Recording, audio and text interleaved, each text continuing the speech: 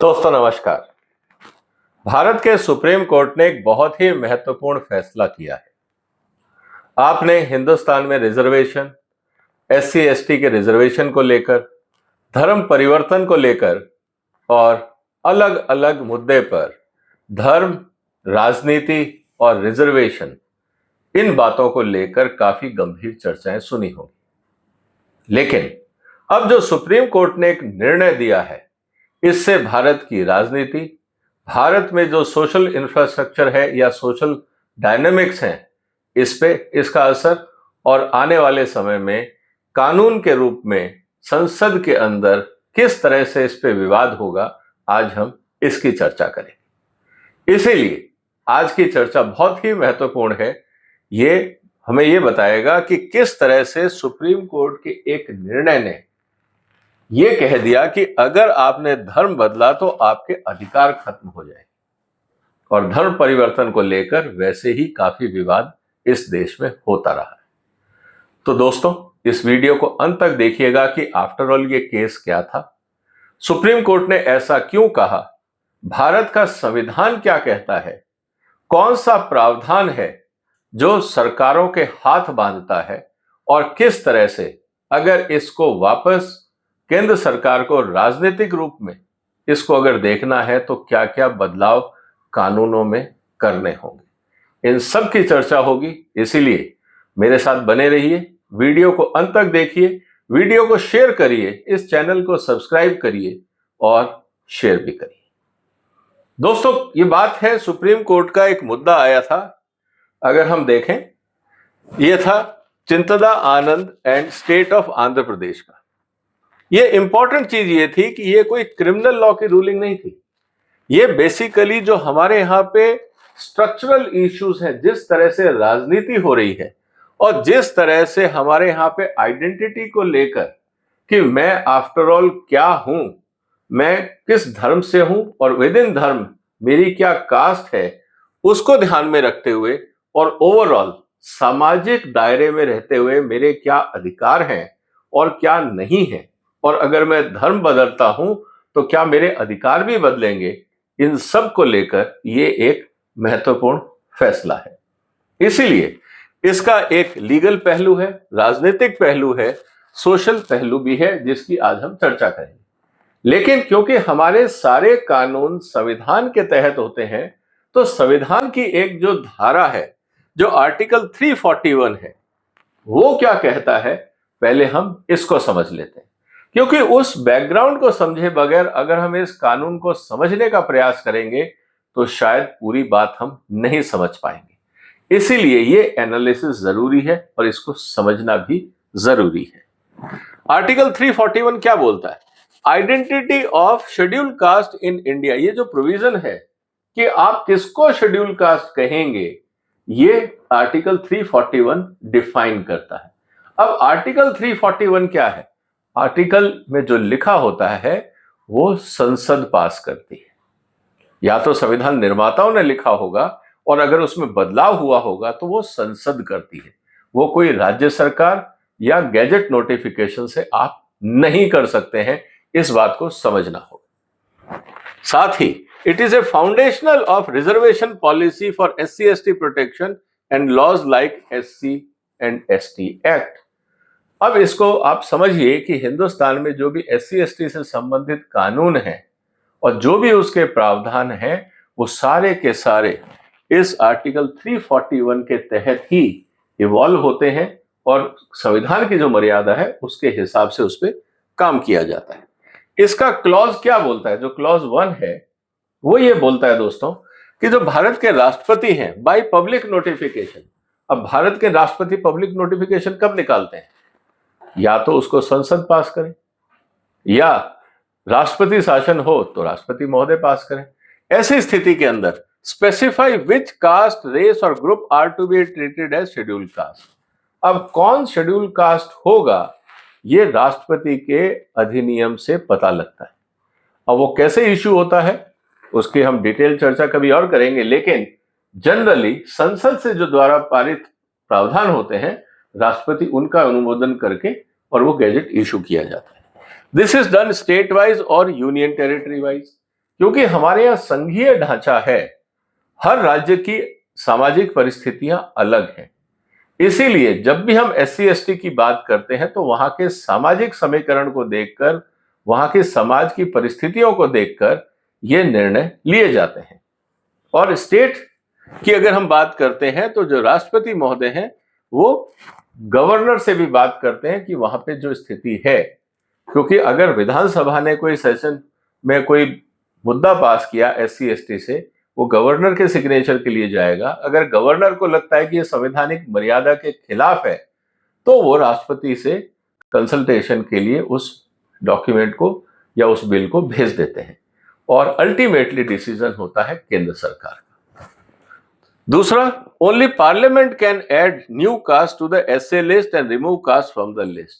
यह अधिकार क्षेत्र सिर्फ संसद का है, नहीं तो राज्य सरकारों को राजनीतिक चुनाव के फायदे के लिए वो किसी को भी कुछ भी डिक्लेयर करके उसका फायदा ले सकते हैं, लेकिन संविधान में यह प्रावधान नहीं है। Once notified, this list cannot be changed by executive action by state or central government. सरकारें नहीं बदल सकती। अगर आप चाहें कि भारत सरकार के मंत्री उसको बदल देंगे, ऐसा नहीं होता है। संसद का ही काम है और संसद ही इसको करेगी। अब सबसे इंपॉर्टेंट बात क्या है कि इसमें जो एससी एसटी तक तो बात ठीक थी, इसमें धर्म कहां से आ गया? भाई एससी एसटी अगर है तो किसी भी धर्म में हो सकता है, लेकिन ऐसा नहीं है। इंपॉर्टेंट चीज क्या थी? कॉन्स्टिट्यूशन शेड्यूल कास्ट ऑर्डर 1950, उसमें यह कहा था only those professing Hindu, Sikh and Buddhist religion qualify as एससीज। शेड्यूल कास्ट सिर्फ उन्हीं धर्मों में होगा जिनका नाम यहां दिया गया है, हिंदू, सिख और बुद्धिस्ट। क्योंकि अगर हम ये देखें कास्ट सिस्टम की जगह हम बात कर रहे हैं तो क्रिश्चियनिटी में भी तो कास्ट सिस्टम है, मुस्लिमों में भी कास्ट सिस्टम नहीं है। तो जब वहां कास्ट नहीं है तो शेड्यूल्ड कास्ट कैसे होगा? तो इस बात को हमें मानना होगा। इसका मतलब यह है कि अगर कोई भी व्यक्ति हिंदू धर्म, सिख धर्म या बुद्ध धर्म को छोड़कर क्रिश्चियनिटी या इस्लाम को अपनाता है, मतलब ऐसे धर्म में जाता है जहां पे कास्ट सिस्टम नहीं है, तो उसका जो एससी स्टेटस है वो खत्म हो जाएगा। और जैसे ही एससी स्टेटस खत्म होगा तो आपको वो सारे बेनिफिट मिलने बंद हो जाएंगे जो एससी को मिलते थे। अब मुद्दा ये है, अब आपने इसका बैकग्राउंड समझ लिया। अब हम इस जो कानूनी पहलू है इस केस का उसको समझते हैं और इसका राजनीतिक और सोशल इंप्लीकेशन भी समझेंगे। कोर लीगल फाइंडिंग क्या कही है? सुप्रीम कोर्ट ने कहा है कि अगर आप धर्म बदलते हो, जैसा संविधान में कहा गया है कि अगर आप क्रिश्चियनिटी या इस्लाम अपनाते हो तो आपके पास जो प्रोटेक्शन है अंडर एससी एसटी एक्ट ये अवेलेबल नहीं रहेगा, क्योंकि अब आप एससी एसटी कैटेगरी में नहीं है। नॉर्मल क्रिमिनल प्रोसीजर आपके लिए है, लेकिन जो एससी के लिए बेनिफिट है वो आपको नहीं मिलेगा, क्योंकि जो स्टेट लेवल में जो कंसेशंस दिए गए हैं या जो लोकल कानून पास किए गए हैं वो जो संवैधानिक कॉन्स्टिट्यूशनल शेड्यूल कास्ट ऑर्डर 1950 से ऊपर नहीं है। स्टेट गवर्नमेंट ने अपने पॉलिटिकल बेस के लिए कहा होगा कि नहीं नहीं हम ये प्रावधान कर देंगे। स्टेट गवर्नमेंट कर तो सकते हैं लेकिन वो मान्य नहीं है, क्योंकि स्टेट गवर्नमेंट के पास किया हुआ कानून संविधान से ऊपर नहीं हो सकता है। अब इसका पॉलिटिकल इंप्लीकेशन क्या है? पॉलिटिकल इंप्लीकेशन ये है कि अब दलित डिबेट जो है, कन्वर्जन डिबेट, वो और तेज होगी। अभी तक जो प्रलोभन देकर हमने बहुत सारे राज्यों में देखा कि जहां पे कन्वर्जन की एक प्रक्रिया चली थी, अब उन दलितों को ये समझाया जाएगा कि अगर आपने धर्म बदला तो आपको एससी एसटी का बेनिफिट नहीं मिलेगा। इसका मतलब एक तरफ फोकस आएगा कि प्रो स्टेटस को कि जैसा है वैसा रहे, और दूसरी तरफ लोगों का ये कहना होगा कि देखिए कास्ट सिस्टम तो बाद में भी चलता है। मैं जिस गांव या समाज में रहता हूं वहां अगर मुझे दलित कहा जाता है, एससी कहा जाता है, मैं चाहे हिंदू में रहूं या क्रिश्चियनिटी या इस्लाम में, मेरे ऊपर तो वही अच्छा लगेगा। तो हमें इस कानून को बदलना चाहिए। ये अब एक बहुत इंपॉर्टेंट इशू बनेगा। इसका मतलब अब पॉलिटिकल डिमांड ये होगी कि जो 1950 का ऑर्डर है उसमें क्रिश्चियंस एंड मुस्लिम्स को भी जोड़ दिया जाए।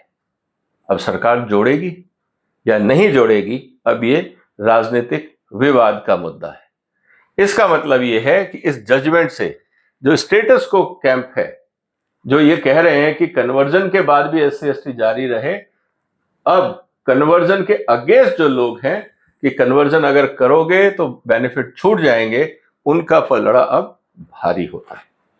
अब इलेक्टोरल मोबिलाइजेशन होगा। अब होगा क्या, जो दलित क्रिश्चियन ग्रुप्स हैं अब वो आवाज उठाएंगे, रिजर्वेशन पैरिटी मांगेंगे, लीगल रिकॉग्निशन मांगेंगे, और दूसरी तरफ जो हिंदुत्व नैरेटिव है वो ये कहेंगे conversion will lead to the cancellation और loss of constitutional benefit and this will act as a conversion debate. मतलब वो जो कन्वर्जन डिबेट है उसके लिए एक मजबूत हथियार मिल गया है लोगों को जो कन्वर्जन के खिलाफ काम कर रहे हैं। मतलब polarisation along religion, caste, intersection, अब इस पे डिबेट शुरू होगी। इसके साथ ही अब संसद में दबाव बढ़ेगा राजनीतिक मुद्दों को लेकर, क्योंकि चुनाव है। अब चुनाव जिन खास राज्यों में है, अगर हम देखें तो जैसा मैंने कहा कि आंध्र प्रदेश, तमिलनाडु, पंजाब, यहाँ पे कन्वर्जन काफी हुआ है, तो वहां के जो MPs हैं वो अपनी कुर्सी के लिए दबाव बनाएंगे और संविधान के बदलने के लिए दबाव चलेगा पार्लियामेंट में। इसका मतलब now debate is likely to reenter into legislative agenda कि क्या ये अब हमें जो सुप्रीम कोर्ट का प्रावधान है इसको नलीफाई करने के लिए क्या बदलाव करें, क्योंकि बहुत बार राजनीतिक पार्टियों ने राजनीतिक स्वार्थ के लिए जो संविधान की मर्यादा के हिसाब से सुप्रीम कोर्ट ने जजमेंट दिए थे उनको पलटने का प्रयास किया, चाहे वो शाहबानो का केस हो या कोई और केस हो। ऐसे बहुत बार राजनीतिक फायदे के लिए कानूनों से छेड़खानी की गई। अब social implication, identity crisis for converted Dalits. अब वो कहां जाए, पहले वो SC/ST थे, अगर वो कन्वर्ट हो जाते हैं, पहले जब हिंदू सिस्टम में थे तो उन पर सोशल स्टिग्मा था, अब जो कॉन्स्टिट्यूशनल प्रोटेक्शन था वो अब लीगल प्रोटेक्शन चला गया। अब जैसे ही आपने धर्म बदला अब आपको वो लीगल प्रोटेक्शन नहीं मिलेगा। इसका मतलब रिजल्ट क्या हुआ, social discrimination without legal protection. पहले सोशल डिस्क्रिमिनेशन करते थे तो आपको लीगल प्रोटेक्शन था अंडर SC/ST एक्ट, अगर आपने धर्म बदल लिया आपके ऊपर लांछन लग भी सकते हैं, लेकिन सोशल प्रोटेक्शन के लिए जो कानून था अब वो नहीं मिलेगा। इसका मतलब जो रिलीजन कास्ट लिंकेज है, अब ये डिबेट और तेजी से होगी। Caste is legally tied to religion, इसका मतलब ये है कि क्रिश्चियनिटी और इस्लाम में कास्ट सिस्टम को नहीं मान्यता दी गई है भारत में। कास्ट सिस्टम सिर्फ हिंदू धर्म में है या सिख धर्म में है या बौद्ध धर्म में है, जो हिंदू धर्म के एफिलिएटेड रिलीजन आप कह सकते हो। लेकिन जो बाकी हैं वहां पे तो कास्ट है ही नहीं, तो काय का बेनिफिट आपको चाहिए। इसका मतलब caste is Hindu social construct and conversion exit from the caste based disadvantage legally not socially. अब जो लोग कन्वर्ट करेंगे अब उनको ये समझना पड़ेगा कि इससे उनको फायदा है या नहीं है। अब इसका इंपैक्ट क्या आएगा, अब आप कहेंगे कि आर्टिकल 25 में इंपैक्ट ऑन रिलीजियस फ्रीडम की बात की गई है। मतलब judgement does not restrict conversion, ये नहीं कहा है कि आप कन्वर्जन नहीं करोगे। हालांकि भारत का संविधान ये कहता है कि आप अपने रिलीजन का प्रचार कर सकते हो, अपने रिलीजन के बारे में समाज को बता सकते हो। इसका मतलब कन्वर्जन नहीं है। जो कॉन्स्टिट्यूशन है वो कन्वर्जन को एनकरेज नहीं करता है, एजुकेशन या अवेयरनेस को एनकरेज करता है। इसीलिए it introduces A cost framework, conversion means loss of reservation plus SC/ST protection. अब क्या हुआ, इस कानून से कन्वर्जन के ऊपर अब एक कीमत लग गई। पहले लालच था, इंड्यूसमेंट था कि आप हिंदू धर्म छोड़ के इस्लाम या क्रिश्चियन में आ जाओ, आपको हम फायदा दे देंगे, फाइनेंशियल फायदा दे देंगे। अब उसका एक काउंटर बैलेंस हो गया है कि अगर आप कन्वर्ट होते हो तो आपको जो लीगल प्रोटेक्शन मिला है वो अब नहीं मिलेगा, आपको SC/ST का बेनिफिट नहीं मिलेगा। इसका मतलब यह है कि now trade off is between faith and socio economic safeguards. इससे डिस्करेज होगा कन्वर्जन, और जो इनफॉर्मल और अनडॉक्यूमेंटेड फॉर्म है कन्वर्जन के, अब उसको भी डिस्करेज करना पड़ेगा। ग्रास रूट इंपैक्ट बिल्कुल क्लियर है कि जो दलित वेस्टर फेसिंग हॉस्टिलिटी इन विलेज, अब वो जो है उस पूरे मुद्दे को अगर हम देखें तो जो मार्जिनलाइज ग्रुप या डोमिनेंट कास्ट सिस्टम है वहां पे अब लीगल प्रोटेक्शन जो है वो कम होगा and potentially increase vulnerability in conflict zone. तो वहां पे मुद्दे गर्म आएंगे। लेकिन लीगल मुद्दा क्या है, इसको और थोड़ा समझते हैं। It is strengthening of textual constitution, मतलब अब जो आपका टेक्स्ट में लिखा गया है अब आप उसको ध्यान से पढ़ेंगे। इसका मतलब profess religion equal to decisive factor, no scope for sociological interpretation and constituting caste disadvantage theory. तो इसका मतलब ये हो गया कि जो टेक्स्ट में लिखा है अब आप उसको बहुत सीरियसली लेंगे एंड सोशल इंटरप्रिटेशन की गुंजाइश नहीं, मतलब फॉर्मुलिस्टिक जुडिशियल अप्रोच अब हो गई। अब जो भी मुकदमे आएंगे कोर्ट्स में उसको अब कैसे हैंडल करें, रास्ता साफ हो गया। हायर एविडेंटरी बर्डन ऑन रिकन्वर्जन, अब मान लीजिए आप छोड़ के क्रिश्चियनिटी में गए, अब आप कहते हो नहीं मुझे तो SC/ST का बेनिफिट चाहिए, मैं वापस अब हिंदू धर्म में आना चाहता हूं और अपने बेनिफिट लेना चाहता हूं। अब इशू क्या हो गया, अब आपको रिकन्वर्जन के लिए एविडेंस देने पड़ेंगे कि मैं अब क्रिश्चियन नहीं रहा, मैं वापस हिंदू बन गया हूं। Proof of reconversion, proof of community acceptance कि लोगों ने आपको मान लिया और कल्चरल प्रैक्टिसेस आपने वापस हिंदुओं वाली शुरू कर दी।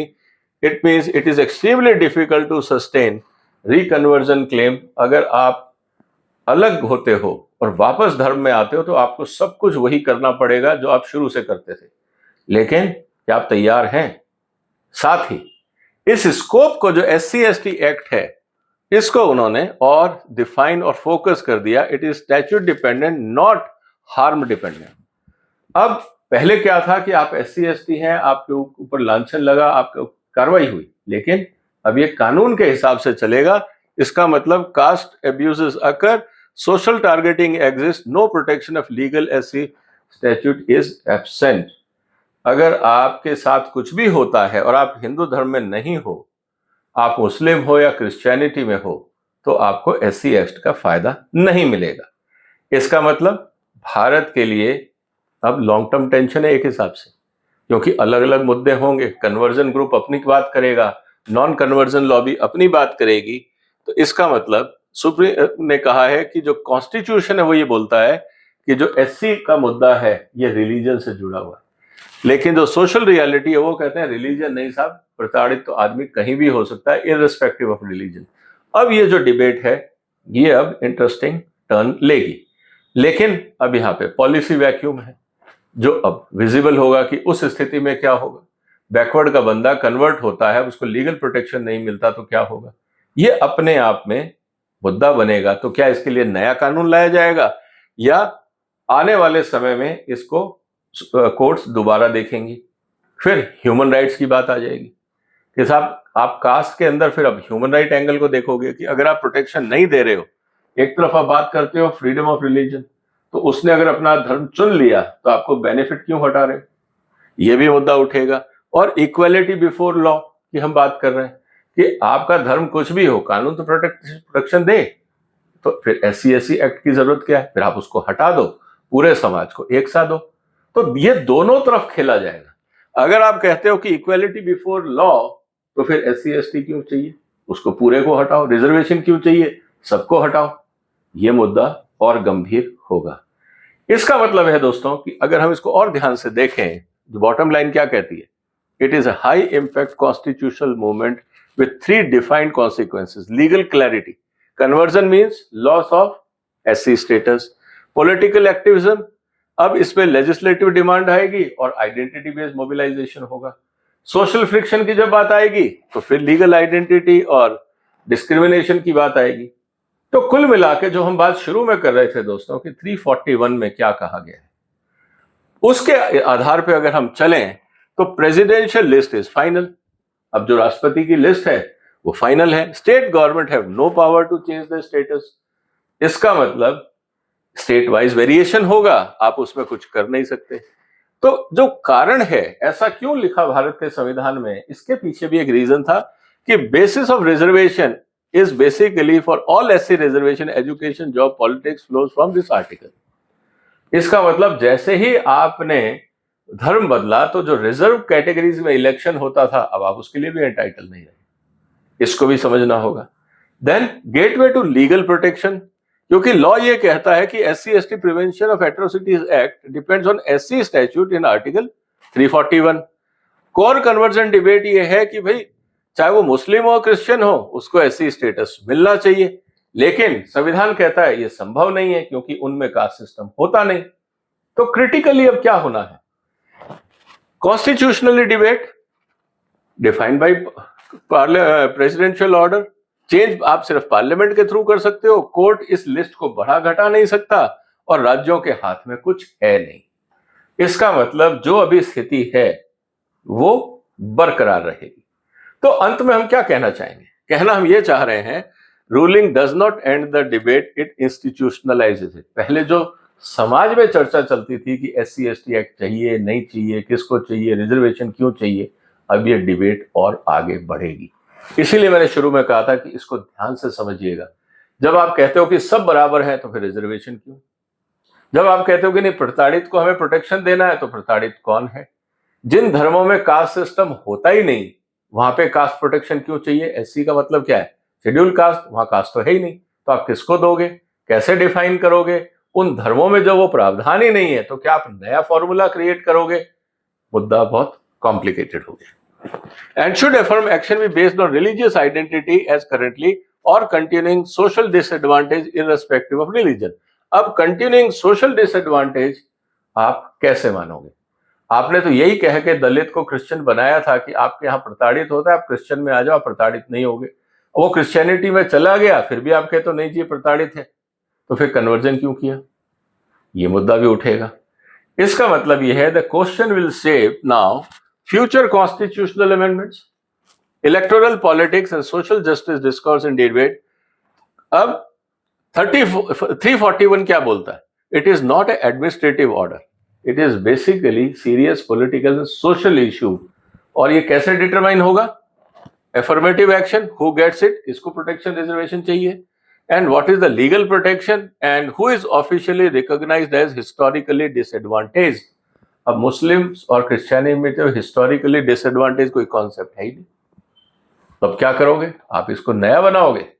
तो कुल मिला के स्थिति है दोस्तों की जो आर्टिकल 341 है इसी के तहत है पूरी ऐसी जो पावर है वो, and it ensures uniformity but also marking reform slow and politically sensitive issue.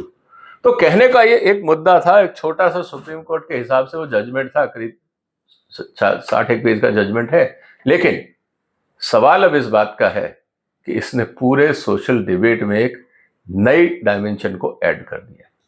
अब देखते हैं आगे क्या होता है। आपके क्या विचार है? क्या कन्वर्जन के बाद भी प्रोटेक्शन मिलना चाहिए? अगर मिलना चाहिए तो आप मुस्लिम समाज में और क्रिश्चियनिटी में जहां कास्ट सिस्टम नहीं है वहां पे शेड्यूल्ड कास्ट कैसे आइडेंटिफाई करें? मुद्दा इंटरेस्टिंग है।